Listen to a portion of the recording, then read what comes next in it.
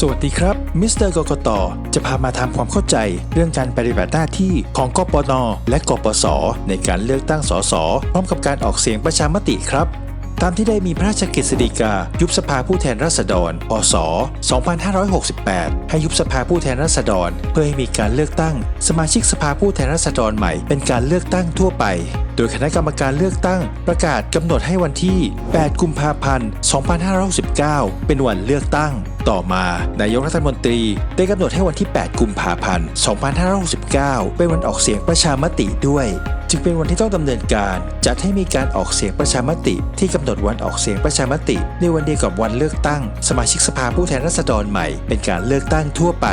ทำให้ผู้มีสิทธิเลือกตั้งได้รับบัตรต่างสี 3 ใบบัตรเลือกตั้งสสแบบแบ่งเขตจะมีสีเขียวบัตรเลือกตั้งสสแบบบัญชีรายชื่อจะมีสีชมพูและบัตรออกเสียงประชามติจะมีสีเหลืองในประเด็นคำถามที่ว่าท่านเห็นชอบว่าสมควรมีรัฐธรรมนูญฉบับใหม่หรือไม่เอาละครับต่อไปเรามาดูขั้นตอนการปฏิบัติหน้าที่ของกปน.และกปส.ทั้ง 13 คนกันเลยนะครับก่อนเปิดการลงคะแนนเจ้าพนักงานผู้ดำเนินการเลือกตั้งหรือกปน.จำนวน 9 คนและเจ้าพนักงานผู้ดำเนินการประจำหน่วยออกเสียงประชามติกปส.จำนวน 4 คนรวม 13 คนโดยมีประธานประจำหน่วยเลือกตั้งหน่วยออกเสียงคนเดียวกันเจ้าหน้าที่รักษาความปลอดภัยจำนวน 2 คนปฏิบัติหน้าที่ภายในหน่วยเดียวกันเดินทางมาถึงหน่วยเลือกตั้งดำเนินการจัดสถานที่ตามแผนผังโดยแยกการลงคะแนนเลือกตั้งสสและการออกเสียงประชามติตรวจสอบวัสดุอุปกรณ์บัญชีรายชื่อผู้มีสิทธิ์เลือกตั้งสสและออกเสียงประชามติเปลี่ยนชุดใหม่ที่รับมาในวันรับมอบวัสดุอุปกรณ์มาติดเพื่อให้ผู้มีสิทธิ์เลือกตั้งและออกเสียงใช้ตรวจสอบแบบพิมพ์ประจำหน่วยตรวจสอบประกาศต่างๆให้ครบถ้วนนับจำนวนบัตรที่ได้รับมาแล้วจะทำประกาศรายการเกี่ยวกับจำนวนบัตรเลือกตั้งสสทั้งแบบแบ่งเขตแบบบัญชีรายชื่อและบัตรออกเสียงประชามติก่อนการลงคะแนนจำนวน3ชุดจากนั้นให้ประธานประจำหน่วยเลือกตั้งหน่วยออกเสียงประชุมซักซ้อมและเตรียมการปฏิบัติหน้าที่อย่าลืมจัดที่นั่งให้ตัวแทนพรรคการเมืองที่มาสังเกตการณ์ในสถานที่ที่ไม่กีดขวางการปฏิบัติหน้าที่ของกปน.และกปส.ถ้ามีป้ายหาเสียงของผู้สมัครอยู่บริเวณหน่วยเลือกตั้งสามารถรื้อถอนหรือเอาออกจากบริเวณหน่วยเลือกตั้งได้ทันทีการเปิดการลงคะแนนเมื่อถึงเวลา 8 นาฬิกาให้กปน.และกปส.เปิดฝาหีบบัตรเลือกตั้งและหีบบัตรออกเสียงแสดงให้เห็นชัดเจนต่อหน้าพยานว่าหีบบัตรเปล่าจากนั้นปิดฝาหีบติดเทปกาวผนึกรอยต่อภายนอกและใส่สายรัดเปิดช่องใส่บัตรเลือกตั้งและช่องใส่บัตรออกเสียงจากนั้นบันทึกในรายงานโดยให้กปน.ไม่น้อยกว่า 5 คนและผู้มีสิทธิ์เลือกตั้งไม่น้อยกว่า 2 คนลงลายมือชื่อในแบบรายงานสส 5/6 และกปส.ไม่น้อยกว่า 3 คนและผู้มีสิทธิ์ออกเสียงไม่น้อยกว่า 2 คนลงลายมือชื่อในแบบรายงานอส 4/2 จากนั้นประธานกปน.ประกาศเปิดการออกเสียงลงคะแนนต่อไป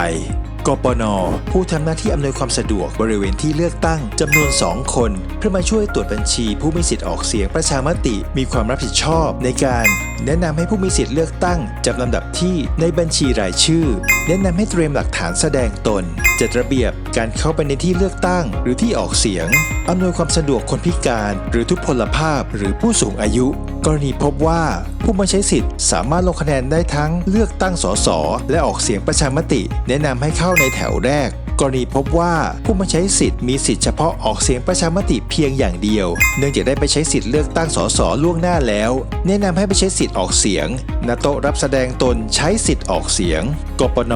ผู้ทำหน้าที่ตรวจสอบบัญชีรายชื่อผู้มีสิทธิ์เลือกตั้งรับหลักฐานแสดงตนได้แก่บัตรประชาชนบัตรที่มีหน่วยงานของรัฐออกให้ที่มีรูปถ่ายและมีเลขบัตรประจำตัวประชาชน13หลักและยังไม่หมดอายุหลักฐานภาพอิเล็กทรอนิกส์ที่เปิดผ่านแอปพลิเคชันของหน่วยงานรัฐที่ปัจจุบันใช้ได้3แอปพลิเคชันได้แก่ไทย ID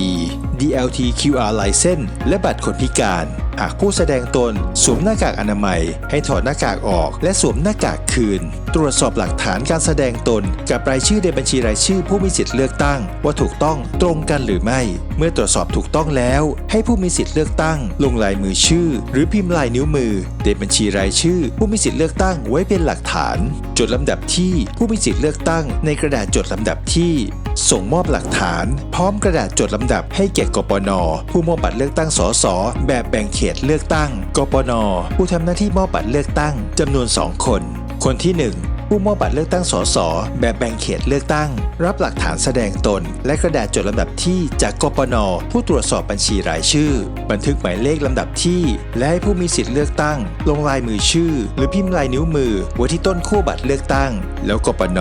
ลงลายมือชื่อที่ต้นขั้วบัตรเลือกตั้งฉีกบัตรเลือกตั้งตามรอยปรุออกจากต้นขั้วบัตรเลือกตั้งพับบัตรเลือกตั้งตามรอยพับให้เรียบร้อยส่งมอบหลักฐานแสดงตนและบัตรเลือกตั้งสสแบบแบ่งเขตเลือกตั้งให้คนที่2และส่งกระดาษจดลำดับที่ให้ด้วยคนที่2ผู้มอบบัตรเลือกตั้งสสแบบบัญชีรายชื่อรับหลักฐานการแสดงตนและกระดาษจดลำดับที่และบัตรเลือกตั้งสสแบบแบ่งเขตเลือกตั้งจากคนที่1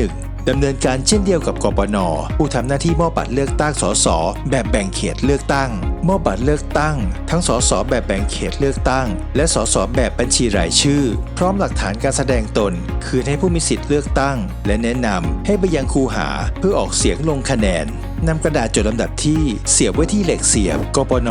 ผู้ทำหน้าที่ควบคุมคูหาออกเสียงลงคะแนนปิดประกาศคำเตือนในคูหาออกเสียงลงคะแนนจัดระเบียบการเข้าไปใช้สิทธิ์เลือกตั้งแนะนำไม่ให้ผู้มีสิทธิ์เลือกตั้งใช้เครื่องมือหรืออุปกรณ์ใดถ่ายภาพบัตรเลือกตั้งแนะนำให้ผู้มีสิทธิ์เลือกตั้งพับบัตรเลือกตั้งให้เรียบร้อยก่อนออกจากคูหาออกเสียงลงคะแนนอำนวยความสะดวกแก่คนพิการหรือทุพพลภาพหรือผู้สูงอายุกปน.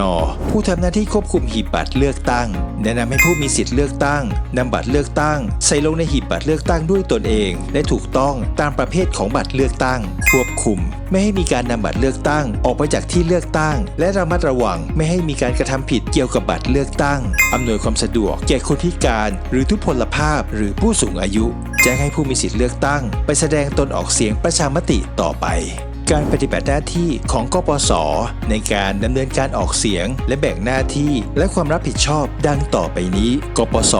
ผู้ทำหน้าที่ตรวจสอบบัญชีรายชื่อผู้มีสิทธิ์ออกเสียงรับหลักฐานการแสดงตนจากผู้มาแสดงตนขอใช้สิทธิ์ออกเสียงและหากผู้แสดงตนสวมหน้ากากให้ถอดหน้ากากออกและสวมหน้ากากคืนตรวจสอบหลักฐานการแสดงตนกับรายชื่อในบัญชีรายชื่อผู้มีสิทธิ์ออกเสียงประชามติให้จดลำดับที่ในบัญชีรายชื่อลงในกระดาษจดลำดับที่และส่งหลักฐานแสดงตนพร้อมกระดาษจดลำดับที่ให้กปส.ผู้ทำหน้าที่มอบบัตรออกเสียงกปส.ผู้ทำหน้าที่มอบบัตรออกเสียงประชามติรับหลักฐานการแสดงตนและกระดาษจดลำดับที่จากกปส.ผู้ตรวจสอบบัญชีรายชื่อบันทึกหมายเลขลำดับที่และให้ผู้มีสิทธิ์ลงลายมือชื่อหรือพิมพ์ลายนิ้วมือไว้ที่ต้นขั้วบัตรออกเสียงประชามติแล้วกปส.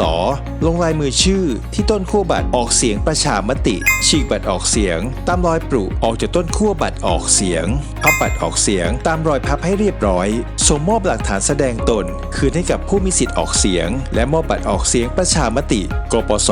ผู้ทำหน้าที่ควบคุมคูหาลงคะแนนออกเสียงปิดประกาศคำเตือนในคูหาลงคะแนนออกเสียงจัดระเบียบการเข้าไปลงคะแนนออกเสียงแนะนำให้ผู้มีสิทธิ์ออกเสียงประชามติพับบัตรออกเสียงให้เรียบร้อยก่อนออกจากคูหาลงคะแนนออกเสียงอำนวยความสะดวกแก่คนพิการหรือทุพพลภาพหรือผู้สูงอายุแนะนำให้ผู้มีสิทธิ์ออกเสียงใช้เครื่องมือหรืออุปกรณ์ใดถ่ายภาพบัตรออกเสียงกปส.ผู้ทำหน้าที่ควบคุมหีบบัตรออกเสียงให้ผู้มีสิทธิ์ออกเสียงนำบัตรออกเสียงประชามติใส่ลงในหีบบัตรด้วยตนเองควบคุมไม่ให้มีการนำบัตรออกเสียงประชามติออกไปจากที่ออกเสียงและระมัดระวังไม่ให้มีการทำผิดเกี่ยวกับบัตรออกเสียงประชามติอำนวยความสะดวกแก่คนพิการหรือทุพพลภาพหรือผู้สูงอายุก่อนถึงเวลาปิดการลงคะแนนในเวลาประมาณ 16:30 น.กปน.และกปส.ควรจัดเตรียมอุปกรณ์แบบพิมพ์ที่เกี่ยวข้องไว้ให้พร้อมตามรายการดังต่อไปนี้เวลา 16:50 น.ประธานกปน.กล่าวแจ้งเตือนผู้มีสิทธิ์ให้รีบมาใช้สิทธิ์เลือกตั้งและออกเสียงเมื่อถึงเวลาปิดการลงคะแนน 17:00 น.ประธานกปน.กล่าวปิดการออกเสียงและงดจ่ายบัตรเลือกตั้งและบัตรออกเสียงกรณีที่มีผู้มีสิทธิ์เลือกตั้งหรือออกเสียงที่ได้ปรากฏตัวอยู่ในที่เลือกตั้งที่ออกเสียงนั้นก่อนเวลา 17:00 น.ให้กปน.และกปส.อนุญาตให้บุคคลนั้นแสดงตนและมอบบัตรเลือกตั้งหรือบัตรออกเสียงให้ผู้นั้นไปลงคะแนนจนแล้วเสร็จให้กปน.ลงลายมือชื่อในป้ายสำหรับปิดช่องใส่บัตรเลือกตั้งและกปส.ลงลายมือชื่อในป้ายสำหรับปิดช่องใส่บัตรออกเสียงประชามติแล้วนำไปปิดช่องใส่บัตรแต่ละหีบให้ถูกต้อง เมื่อปิดการออกเสียงลงคะแนนแล้วให้กปนและกปสนับจำนวนต้นขั้วบัตรเลือกตั้งและบัตรออกเสียงนับจำนวนบัตรเลือกตั้งและบัตรออกเสียงที่เหลือบันทึกจำนวนบัตรเลือกตั้งบัตรออกเสียงที่ใช้ไปและต้นขั้วบัตรที่เหลือพร้อมลงลายมือชื่อบนปกหลังบัตรเลือกตั้งและบัตรออกเสียงทุกเล่มกปนบันทึกข้อมูลบัตรเลือกตั้งบัตรออกเสียงแล้วจัดทำประกาศรายการเกี่ยวกับจำนวนบัตรสส 5/7 และอส 4/3 เมื่อเสร็จสิ้นการออกเสียงลงคะแนนจำนวน 3 ชุดใช้โลหะเจาะกลางบัตรเลือกตั้งบัตรออกเสียงให้ทะลุทุกฉบับพร้อมปกหน้าและปกหลังแล้วใช้เชือกร้อยรูผูกรวมให้เป็นปึกเดียวกันโดยแยกเป็นประเภทละ 2 ปึกได้แก่ปึกแรกเป็นบัตรเลือกตั้งบัตรออกเสียงที่เหลือเต็มเล่มปึกที่ 2 เป็นบัตรเลือกตั้งบัตรออกเสียงที่เหลือไม่เต็มเล่มและต้นขั้วบัตรนำบัตรเลือกตั้งแยกบรรจุใส่ถุงพลาสติกใสโดยให้แยกเป็น 2 ถุงส่วนบัตรออกเสียงแยกบรรจุใส่ถุงพลาสติกใสโดยให้แยกเป็น 2 ถุงเช่นเดียวกันให้กปนและกปสผู้ทำหน้าที่ตรวจบัญชีรายชื่อนับจำนวนผู้มาใช้สิทธิ์เลือกตั้งออกเสียงจากบัญชีรายชื่อผู้มีสิทธิ์เลือกตั้งออกเสียงแล้วบันทึกข้อมูลจำนวนผู้มีสิทธิ์เลือกตั้งออกเสียงและผู้มาใช้สิทธิ์เลือกตั้งออกเสียงแยกจำนวนชายและหญิงลงในแผ่นแรกของบัญชีรายชื่อผู้มีสิทธิ์เลือกตั้งและบัญชีรายชื่อผู้มีสิทธิ์ออกเสียงชุดที่ใช้ตรวจสอบและหมายเหตุการออกเสียงลงคะแนนทั้งนี้ให้พึงระวังการนับจำนวนกรณีที่มีการเพิ่มชื่อถอนชื่อด้วย